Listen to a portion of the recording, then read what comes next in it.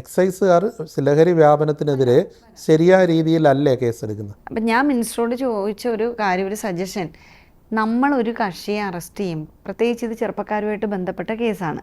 അപ്പോൾ അതിനുള്ള മെത്തേഡ്സ്, ഇപ്പോൾ ഒരാളെ അറസ്റ്റ് ചെയ്ത ഫോർ എക്സാമ്പിൾ ഇപ്പോൾ അങ്ങും ഞാനുമായിട്ട് സംസാരിക്കുമ്പം എനിക്ക് തോന്നുവാണ് ഒരാൾ കഞ്ചാവ് ഉപയോഗിച്ചു അല്ലെങ്കിൽ മദ്യം ഉപയോഗിച്ചു, മയക്കുമരുന്ന് ഉപയോഗിച്ചു എന്ന് എനിക്ക് തോന്നിയാൽ ഞാൻ പറഞ്ഞ ഉടനെ തന്നെ അറസ്റ്റ് രേഖപ്പെടുത്തുകയല്ല. ശാസ്ത്രീയമായ പരിശോധനാ സംവിധാനങ്ങൾ ഉണ്ടാവണം. അത് കൃത്യമായി എല്ലാ തട്ടിലും, എക്സൈസിൻ്റെ ഏറ്റവും താഴെത്തട്ടും ഇപ്പോൾ ഒരാളെ പിടിച്ചാൽ അപ്പം തന്നെ ശാസ്ത്രീയമായി പരിശോധന നടത്തിയിരിക്കണം. ഇല്ലെങ്കിൽ ചിലരുടെ ലൈഫ് പോകും. സപ്പോസ് ഒരാളെ കാണുകയാണ്, ഇപ്പം മുടി വളർത്തി അല്ലെങ്കിൽ താടി വളർത്തി അല്ലെങ്കിൽ ബാഗി ഡ്രസ്സ് ഇടുന്ന കുട്ടികളൊക്കെ ഇപ്പോൾ ഉണ്ട്. അവരുടെ രീതികളൊക്കെ കണ്ടാൽ നമുക്കെല്ലാം ഇഷ്ടപ്പെടണമെന്നൊന്നുമില്ല.